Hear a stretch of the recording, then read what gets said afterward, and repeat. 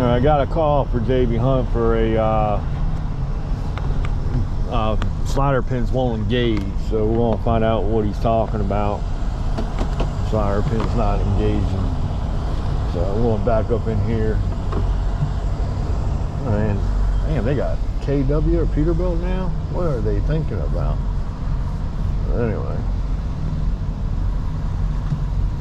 Peterbilt. What the hell? So JB Hunt on the side too. Make sure I'm away from that pole. So we're gonna get out here and see what's going on with it.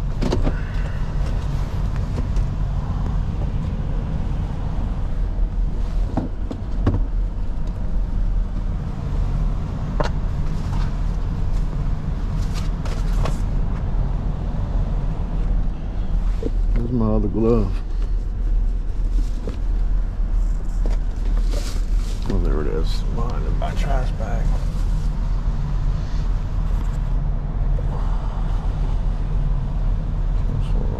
This one. Yeah, that's it.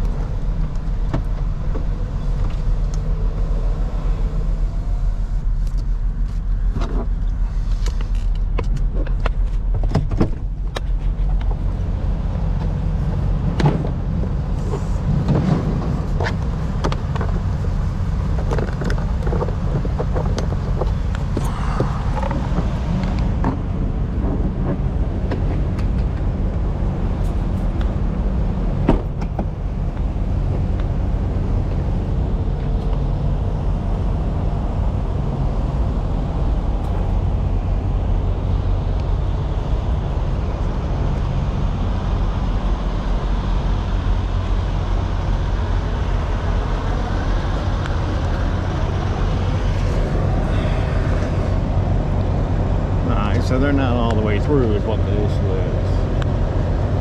Alright.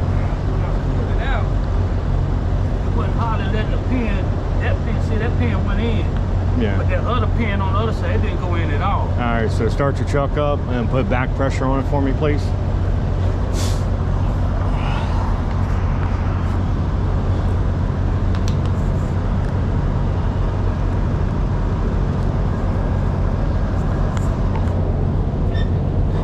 An easy slider,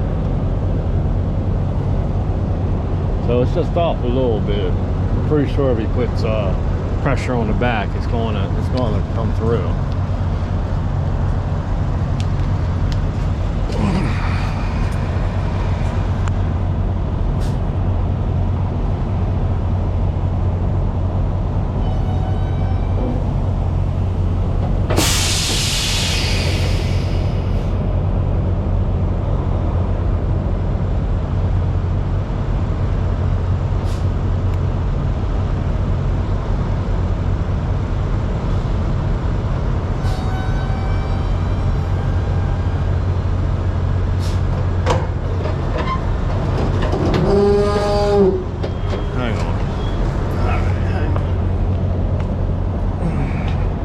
Hold on. So I want to put blocks behind it. Must have a heavy loader. So we're going to put 2 blocks behind the wheels, and that should get them. That should get it.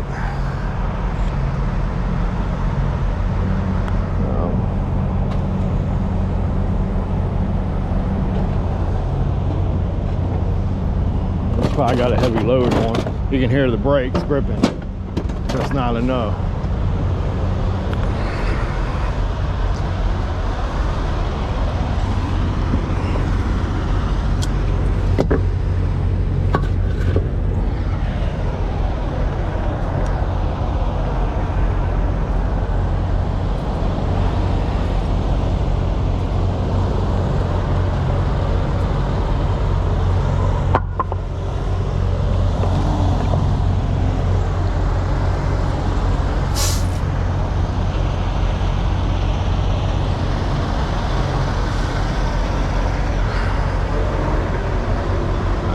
Come on back.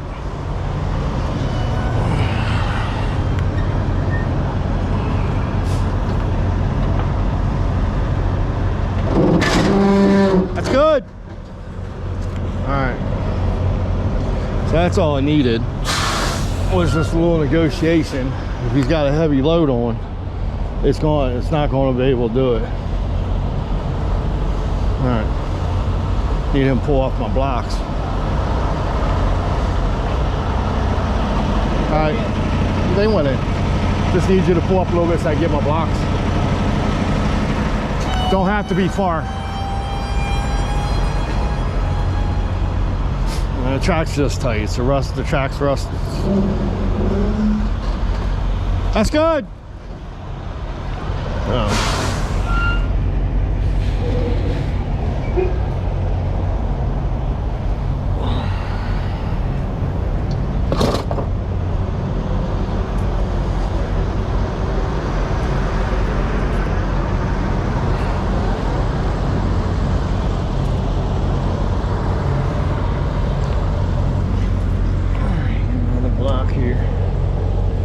Sure they all went in. Yep, that's out and they're out.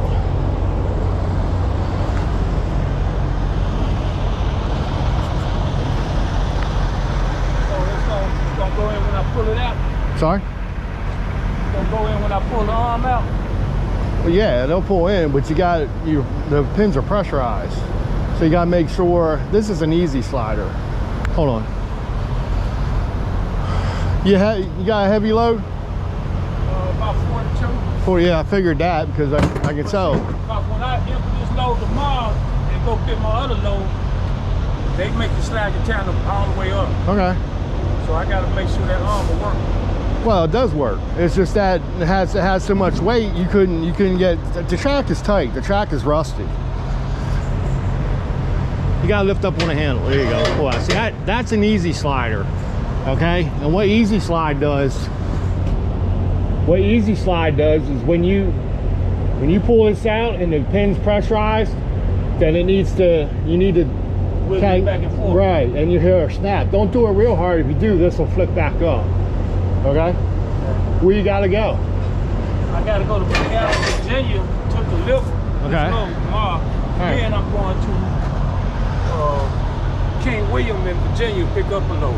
Now, this must be an old trailer for JB Hunt trailer.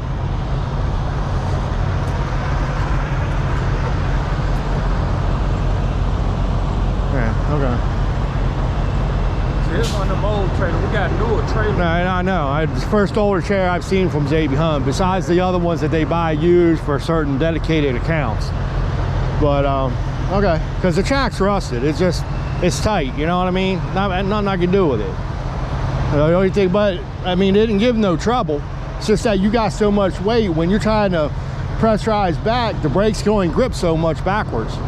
That's the reason why I had to use my blocks, but I could hear the brakes gripping on the drum. Okay. So you got more stopping power when you go forward, when you pressurize forward versus reverse. So, but on heavy loads, like what's the bleach load? Damn bales. Okay. Like I go down Clorox down there in Aberdeen a lot because they make you slide your tandems all the way back. Yeah. The problem drivers have is trying to slide them back in the middle again because of all that weight, because of the bleach. That's anywhere between 42 and 45,000 pounds they're hauling. You know, they're just right at 80. So once I get empty, it shouldn't have no problem. Probably not. I mean, like I said, you didn't take much power for you to come back on it. Yeah. As soon as you start putting the pressure on it, the track slid back and it snapped in. But you kept going a little bit, which you don't know when to stop. Yeah. So yeah. I don't see any problem with it. I just think because you had some weight and it was just in between. I mean, you didn't jack the trailer up in the air when you push back. You barely pushed back and it went through. Block the back wheels. Well, you might not have to do that. I only have to do that when you're heavy. Yeah. Because like I said, when you have to put back pressure on it, the brakes, the braking power is only going to be so much because you're actually turning the wheel the opposite way. When the brakes engage and you're going forward, that's their best grip. When you're going backwards, they're going to have, you can hear them grip, but they're not going to be gripping as much as when they go forward. You know what I mean? But it was letting that one go in, but that one on the other side, it wouldn't go in. Yeah, yeah, I saw what it was. Just the front there was halfway across, just about halfway across the pin. All you had to do was put back pressure, but then you saw what happened. Yeah. It was gripping, but it couldn't. That's the reason why I had to use 2 blocks. Okay. So sometimes you have to do that.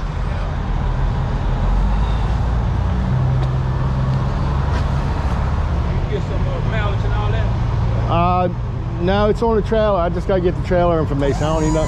When did is that your truck? Are you owner operator? No.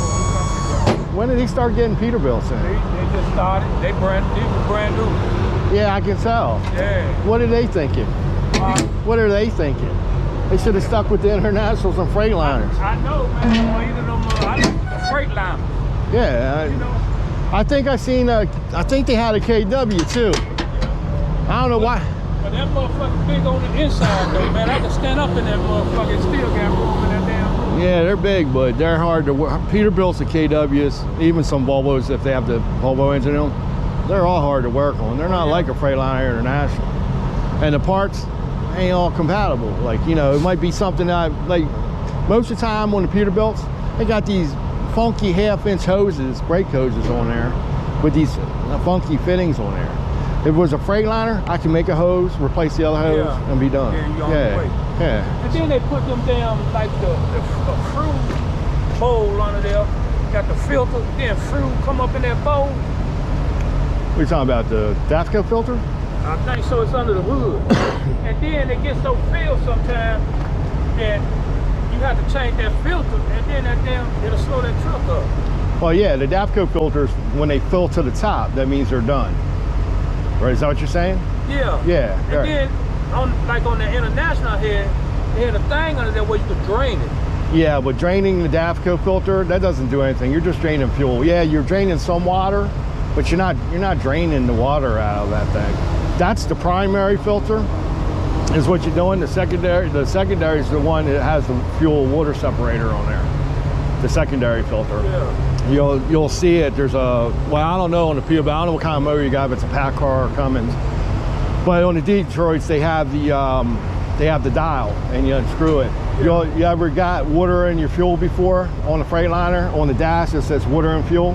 I ain't never seen that. Okay, well, I've been called out to it because I have to drain the water out, Yeah. and then the coke goes away and the truck's ready to roll again. Yeah. Because on the Detroits, when that light turns red, it'll actually derate you.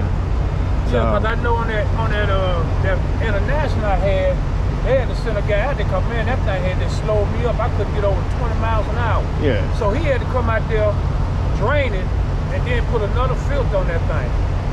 Yeah, that's what you're supposed to do. Yeah. Yeah. You're draining it, you're not doing anything on DAFCO. You want to show me the filter real fast, or make sure I'm talking, I know what I'm, make sure it is a DAFCO? I'm pretty sure it's a DAFCO.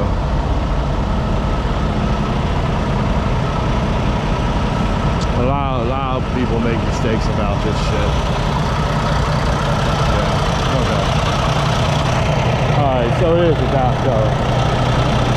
Oh, it's a DAFCO. Yeah, that's a DAFCO. So draining it, you're not doing anything but draining the fuel. Like I said, yes, there's some water that come out, but that doesn't fix the issue. So when that fills to the top, it's done. Then you gotta replace it. Yeah, it'll slow it down. And if you keep ignoring it, eventually the truck won't start because it'll block all the fuel. But everybody makes that mistake thinking you're draining it, and that's a fix. It's not. All you're doing is draining what little bit of water's in the bottom, and you're draining it. When you see the fuel going down, you're draining the fuel. Okay.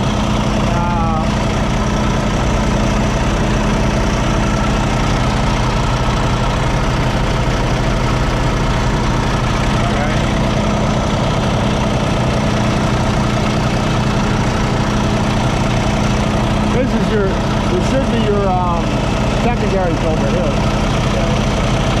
And usually on that particular one, there'll probably be a valve on the bottom, maybe. They might not have one. I'm not familiar. It got a hose on it. Yeah, well, that's just so you don't make a mess. I put my pan under there and put the hose down there. Yeah, that's all that is. Yeah, that's just for draining purposes. Which a lot of them don't have, but I guess they figure because they stick it in the back, it's easier for the mechanic. Yeah, slide a pan under there. Say once that thing fill up. Yeah, once it gets up to the top here, when it gets to the top, then it's done. That means it needs to be changed. That's the one thing I like about Dapcos. There's no guessing game anymore about bad fuel filters or plugged fuel filters. If somebody calls me and tells me, oh, my fuel filter's bad, I need you to change it. I come out here and that thing's below here, ain't nothing wrong with it. I've only come across 2 instances out of my career where it's actually prematurely failed because it got clogged early. And that's because there was something in the tank.